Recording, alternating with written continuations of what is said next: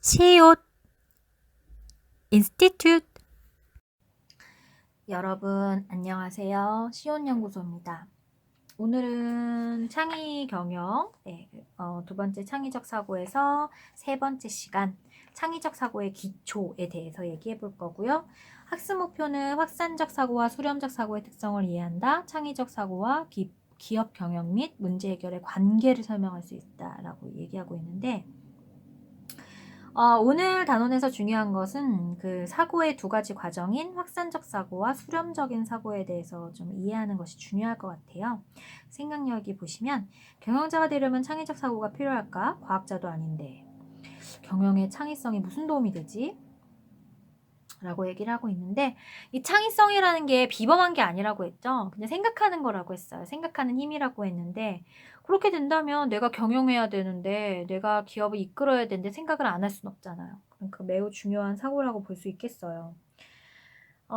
여기에서 보면은 어떤 창의적 사고라고 얘기하고 있는데, 창의성이 사고력이라고 했잖아요. 그럼 창의적 사고는 뭐야? 라고 얘기할 수 있을 거예요.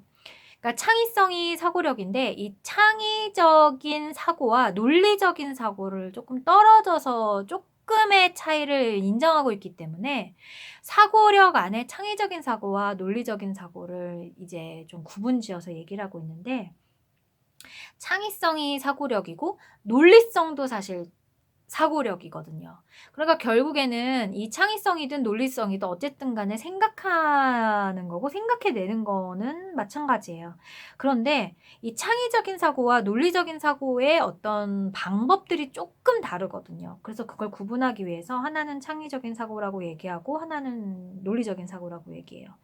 근데 오늘 우리가 논리적인 사고까지는 얘기하지 않을 거고 창의적인 사고만 얘기를 할 건데, 창의적인 사고에는 이제 그 아래에 또 방법이 확산적인 사고와 수렴적인 사고가 있거든요. 그러니까 결국에는 창의성이 있어요. 창의성이 있는데 창의적인 사고와 논리적인 사고가 있어요. 근데 논리적인 사고는 나중에 창의적인 사고에서 확산적 사고와 수렴적 사고가 있는 거죠. 좀 위계적인 어떤 내용이 이해가 되시겠지요? 그래서 우리가 이제 창의성은 사고하는 건데, 이제 논리적인 사고를 잠깐 놔두고 창의적인 사고만 좀 본다라고 한다면 과연 이게 무엇이냐는 거예요.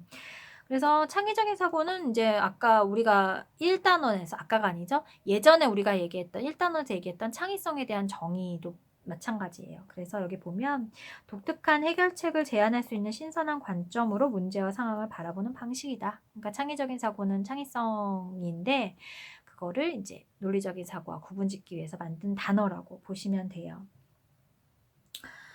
보시면 창의성이 요구되는 직업이라고 되어 있는데, 창의성이 요구되는 직업을 추가하라는데, 여러분들 사실 창의성이 요구되는 직업 다 지금 현재 있는 직업들이 다 창의적인 그런 창의성을 요구한 직업이라 다 적으시면 돼요. 다 적으시면 되고, 그 다음에 여기에서 보면은 창의적 사고와 문제 해결이 있어요. 일상생활 또는 기업 경영에서 접하는 많은 상황을 창의적인 관점에서 바라보는 것이 창의적으로 문제를 해결하기 위한 출발점이다. 굉장히 재미있는 얘기네요. 중요한 얘기기도 하고요. 창의적 사고의 목적은 정보를 내면에 축적하기보다는 새로운 아이디어를 개발하고 현실에 접목하는 능력을 개발하는 것이다. 계속 재미있네요. 되게 중요한 내용을 여기서 다 얘기하고 있네요.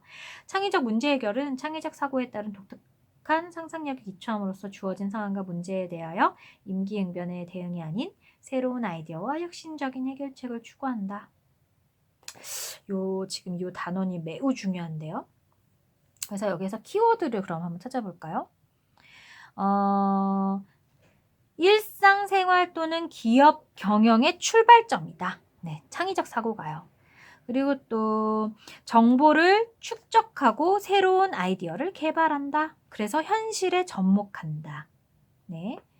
그리고 또 독특한 상상력에 기초해서 주어진 상황에 새로운 아이디어와 혁신적인 해결책을 추구한다. 매우 중요한 내용이네요. 그래서 이렇게 창의적인 중요성에 대해서 얘기해야 한다면 바로 이 내용이 되겠어요. 창의적 사고의 5단계. 문제를 정의하라. 철저히 공부하라. 까맣게 잊어버려라. 순간적으로 반짝이는 걸 포착해라. 반짝이는 것이 모두 황금은 아니다. 재밌네요. 5단계라기보다는 창의적 사고의 5가지의 방법이라고 얘기를 하면 조금 더 이해가 되시려나요? 문제를 정의해야죠. 그러니까 어떤 게 불편한 건지를 찾아야죠. 그리고 그것에 대해서 지식을 쌓아야죠. 그런데 까맣게 잊어버려라. 요거는 그러니까 이게 순차적으로 한다라기보다는 뭔가 내가 창의적인 사고를 할 때 까맣게 잊어버려라는 너무 머리가 아프다. 이것만 고민했더니 너무 머리가 아프다라고 했을 때는 아예 그냥 리셋으로 그냥 아예 없애버린다 생각하고 생각을 안 하고 나서 좀 휴식을 취하고서 보면은 또 새로운 게 떠오른다는 거거든요. 이게 이제 순간적으로 반짝이는 것을 포착하게 되고 반짝이는 것이 모두 황금은 아니다. 그러니까 정말 괜찮아 보이고 새로워 보이는 게 모든 사람들에게 다 유익해야 되거든요. 그런데 그 사람들에게 인정을 받지 않는다면 이것은 그냥 아이디어가 뭐랄까요? 좀 근거에 벗어난 아이디어라고 생각하면 돼요. 그냥 좀 인정받을 수 없는 아이디어는 사실 효용 가치가 떨어지기 때문에 그걸 창의적이다라고 얘기는 안 하거든요. 그 얘기를 하시는 것 같아요. 자, 그럼 본격적으로 창의적 사고의 유형에 대해서 알아볼까요? 확산적 사고와 수렴적 사고. 확산적 사고는 기존의 지식에서 벗어나 새로운 발상을 통해서 다양한 새로운 아이디어를 생각해내는 것이다. 수렴적 사고는 이미 알고 있는 지식이나 아이디어들로부터 문제 해결에 가장 좋은 아이디어나 해결책을 선별하는 것이다. 확산적 사고는 기존에 있는 우리의 지식을 활용해서 지금 문제에 걸맞는 내용을 계속해서 떠올리는 것이 확산적이에요. 그러니까 뭔가 촥 하고 퍼뜨리는 거예요. 근데 수렴적인 사고는 이미 이제 아이디어들이 나왔는데 이 아이디어들 중에서 하나를 선택해야 되는데 그냥 선택하면 안 되잖아요. 이거는 이런 근거에 의해서 괜찮고 이거는 이런 근거에서 별로야 라고 이렇게 뭔가 다듬어가는 과정이 바로 수렴적 사고야. 그러니까 확산적은 팍 퍼뜨리는 거고 수렴적은 모아서 이렇게 선택하는 거예요. 그래서 이 두 가지의 과정을 그래서 이렇게 구분을 해 놓은 거예요. 창의적 사고 안에 확산적 사고와 수렴적 사고를요. 여기에 제가 예전에 얘기했던 게 나오네요. 창의적 사고는 민감성, 유창성, 융통성, 독창성, 정교성이 있는데 보통은 이제 이 4가지를 얘기해요. 사요소를. 이제 5가지를 얘기하는 학자들도 있어요. 이러한 특징이 강한 사람은 사고가 창의적인 특징이 있으며 창의성이 요구하는 직업에 적합하다. 그래서 한번 볼까요? 민감성. 주변 환경에 예민한 관심과 새로운 영역을 개척하는 능력. 유창성. 특정한 문제 상황에 가능한 많은 양의 아이디어 산출하는 능력. 융통성. 고정적인 사고방식이나 시각을 벗어나 다양한 해결 방법을 찾아내는 능력. 독창성. 기존의 방식을 탈피하여 참신하고 독창적인 아이디어 산출하는 능력. 정교성. 다듬어지지 않는 기존의 아이디어를 더 치밀하게 발전시키는 능력. 이 중에서 이 정교성, 다듬어지지 않는 기존의 아이디어를 더욱 치밀하게 발전시키는 능력, 이거는 아주 굉장히 좋은 정의네요. 그리고 독창성, 기존의 방식을 탈피하여 참신하고 독특한 아이디어를 산출하는 능력도 굉장히 좋은 정의고, 이 융통성은 이런 거예요. 내가 공룡을 좋아한다. 그래서 공룡에 대한 과학적인 지식만 갖고 있는 것이 아니라 지금 사회에서 일어나는 경제적인 상식도 알고 있고 이렇게 뭔가 분야를 굉장히 다양하게 넘나들 수 있는 지식을 쌓는 그런 어떤 능력을 융통성이라고 얘기할 수 있고요. 그 다음에 유창성은 한 분야도 좋고 여러 분야도 좋고 그냥 떠오르는 게 굉장히 많은 상태. 예를 들어서 10분 줄 테니까 공룡에 대해서 아는 거 다 얘기해 보세요. 그랬을 때 막 30가지, 40가지 아니면은 뭐 60가지를 쭉쭉쭉쭉 얘기를 할 수 있다면 저 친구 참 유창해. 이렇게 얘기할 수 있어요. 민감성은 새로운 영역을 개척하기보다는 이런 거예요. 우리가 미처 알지 못한, 그러니까 우리가 다 같이 똑같이 보는 거죠. 뭐 컵, 맨날 보는 거예요. 그런데 나는 그냥 컵으로서로만 인지했는데 어떤 사람은 그 컵에 있는 물방울 형태가 왜 다른지도 궁금하고, 컵의 무늬를 왜 저렇게 만들었는지도 그 하나의 대상에 대해서 굉장히 섬세하게 관찰할 수 있는 능력? 그게 바로 이 민감성이라고 볼 수 있겠습니다. 그 다음에 이제 여기에 보면은 이 확산적 사고와 수렴적 사고는 기업 경영에서도 적용해 볼 수 있다라고 얘기하고 있어요. 되게 중요한 내용인데 우리가 아이디어 회의를 한다. 근데 확산적 사고만 해서 아이디어 쫙 늘어났어요. 끝! 이렇게 하면 어떻게 되겠어요? 이 많은 아이디어에서 그래서 뭐 어떻게 하라는 거야? 라고 하겠죠.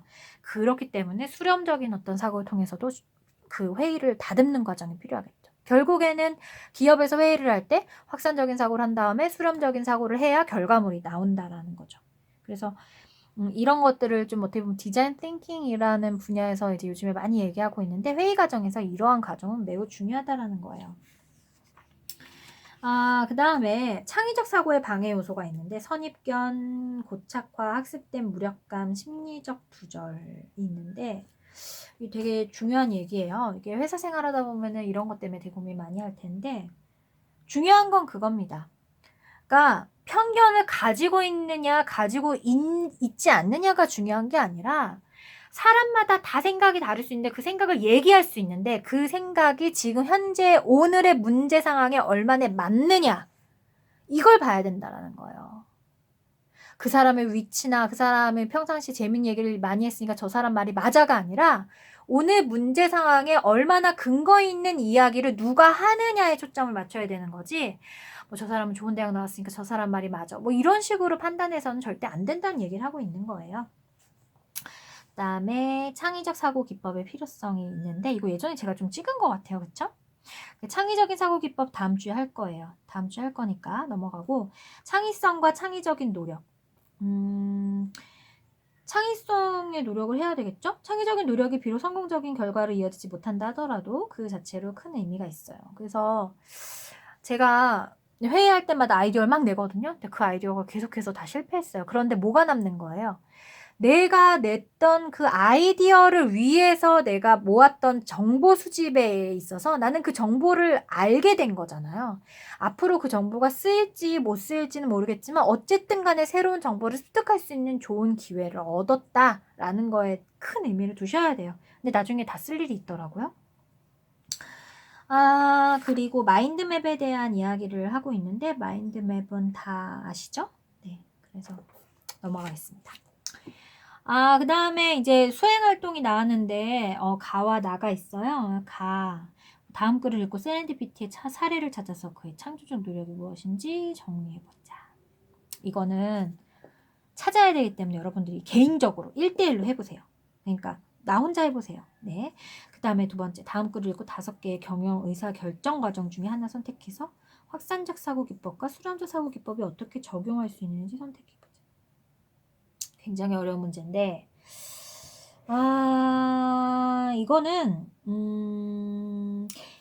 사실 저는 이렇게 생각해요. 여기에는 계획, 조직, 지휘, 조정, 통제가 다 이게 뭔가 다르게끔 느껴지죠? 그런데 결국 이게 문제 상황이 되는 거고 이 문제 상황에 대해서 아이디어를 막 내고 아이디어를 다듬고 그리고 이 중에서 하나 선별하는 그런 어떤 과정이 다 포함이 된다라는 결론에 이르게 돼요. 그래서 이거 같은 경우에는 요거 제가 창의융합활동 요거 영상 따로 만드신 거 아시죠? 여기 제가 링크해 놓을게요. 이 내용을 보시면서 그래 이렇게 문제 상황이 이거예요. 다 각자 하나씩. 그리고 이 문제 상황에 대한 확산적인 사고 그리고 수렴적인 사고 과정 다 필요하다. 그러니까 이 확산적인 사고와 수렴적인 사고는 하나의 규칙이에요. 이 규칙에 뭘 집어넣느냐 양념을 집어넣을지는 여기 선택하는 거예요. 마찬가지예요. 그래서 요거를 꼭 한번 보고 그리고 나 스스로도 그 영상을 보면서 같이 한번 여러분들이 연습 문제를 풀어보는 그런 시간을 꼭 가져보시기를 바랍니다. 그래서 3단원은 여기에서 세 번째 시간은 여기서 마무리하도록 하겠습니다. 그럼 여러분 우리 마지막 4번째 시간에서 만나요. 안녕.